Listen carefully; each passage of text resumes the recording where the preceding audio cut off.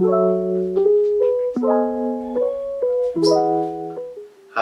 perkenalkan nama saya adalah Marco. Saya merupakan mahasiswa UGM yang saat ini tengah melakukan kegiatan kuliah kerja nyata di Kecamatan Tawangmangu.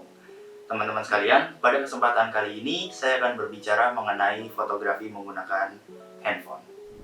Sebelum kita mulai ke materi video ini, kita akan membahas mengenai beberapa hal, seperti pemahaman dasar dunia fotografi, tips and tricks seputar fotografi menggunakan HP, dan komposisi dalam fotografi.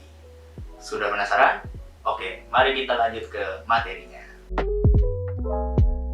Melihat dari perspektif secara historis, istilah fotografi itu sudah ditemukan semenjak tahun 1839. Istilah ini dibagi menjadi dua bagian, foto dan grafein dalam bahasa Yunani. Foto artinya adalah cahaya, sedangkan grafein adalah melukis. Nah, maka dengan ini kita melihat bahwa arti dari fotografi itu sendiri adalah melukis dengan cahaya. Nah, oleh karena itu, fotografi itu yang dinilai yang menjadi roh dari fotografi itu adalah cahaya, bukan kameranya. Nah, ini yang kadang menjadi suka keliru oleh orang-orang awam, bahwa ketika kita tidak punya kamera yang baik, maka kita tidak bisa memotret. Padahal yang benar adalah ketika kita tidak punya cahaya, maka kita tidak akan bisa memotret. Selain itu, pada tahun 1519, sebuah karya oleh Leonardo da Vinci menggambarkan bahwa ada seorang seniman yang berada di dalam ruang gelap, kemudian menggunakan cahaya yang menerobos untuk menggambarkan objek yang ada di depan lubang, dan refleksi dari lubang tersebut digunakan untuk menggambar oleh seniman tersebut. Nah, konsep ini kemudian diaplikasikan kepada kamera-kamera modern pada zaman digital saat ini. Yang membedakan adalah pada kamera digital saat ini, yang menggambar tidaklah orang yang ada di dalam box, tapi kalau kita melihat di kamera digital seperti ini bentuknya.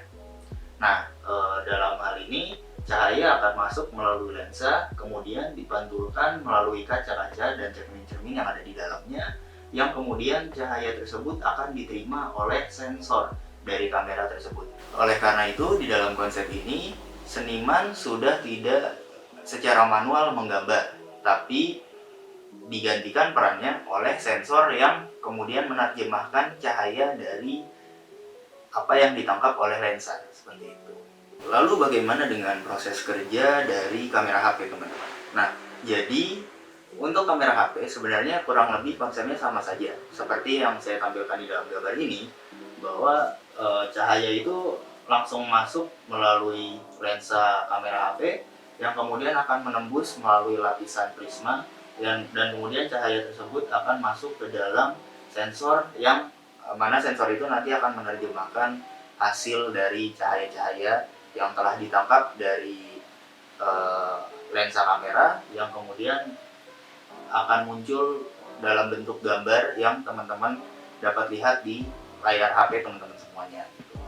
Nah, peran di dalam prisma-prisma yang ada di dalam kamera HP itu fungsinya adalah untuk mendistorsi warna, sehingga warna-warna tersebut dapat menjadi lebih mudah untuk diterima oleh sensor dalam menerjemahkan. Setelah kita tadi mengenal tentang bagaimana proses kerja fotografi HP, sekarang saya akan membahas mengenai cahaya. Seperti yang tadi saya telah beritahu bahwa cahaya adalah esensi dari fotografi. Nah, dalam hal ini, cahaya di dalam fotografi itu dibagi menjadi dua. Yang pertama ada natural light atau cahaya alami.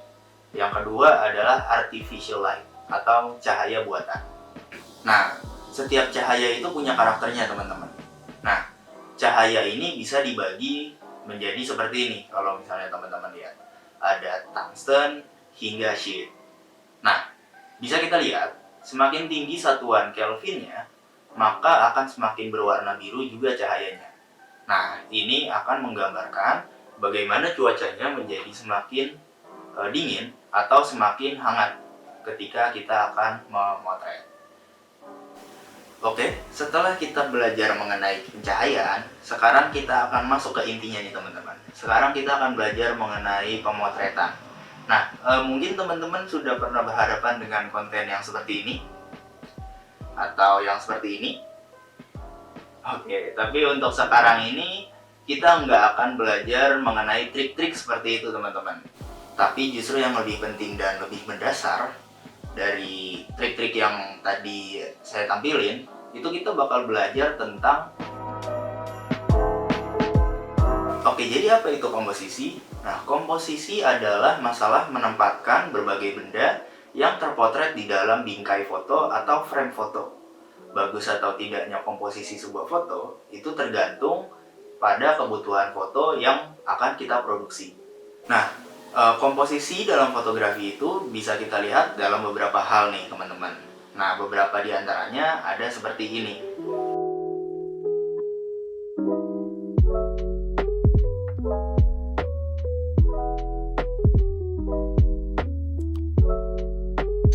Oke, kita masuk pada komposisi pertama, yaitu adalah rule of third. Nah, apa itu komposisi rule of third? Rule of third adalah komposisi di mana fotografer meletakkan objek fotonya sebanyak sepertiga bagian dari frame yang dia produksi. Nah, seperti ini contohnya.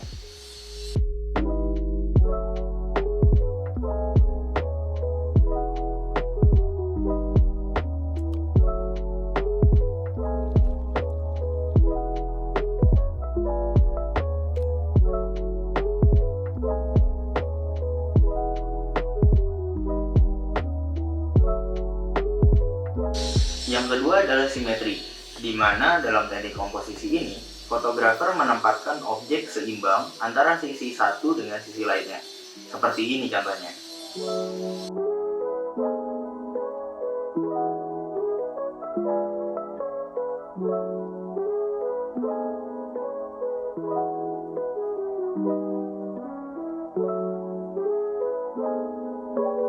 Yang ketiga adalah leading line, di mana dalam teknik komposisi ini, fotografer menggunakan garis imajiner yang mengarah pada objek utama dari fotonya. Seperti ini contohnya.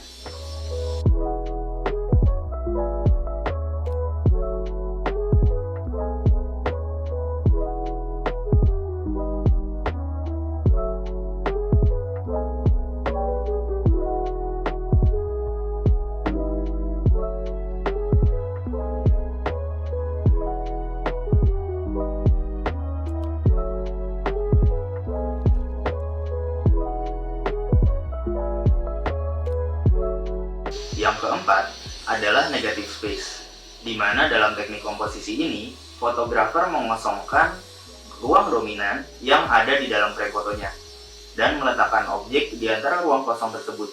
Nah, contohnya seperti ini.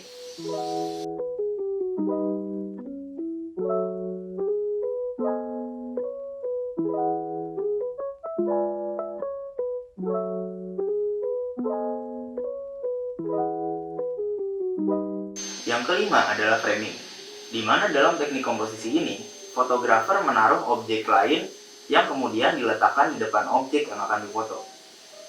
Nah, seperti ini hasil fotonya.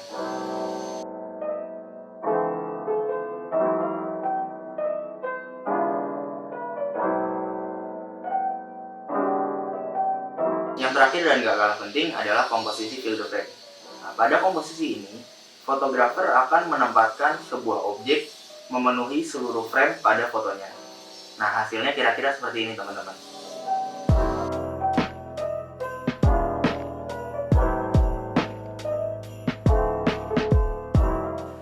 Oke, sekian video yang dapat saya berikan. Terima kasih atas perhatiannya teman-teman semuanya. Tetap sehat selalu dan stay safe kawan-kawan semuanya.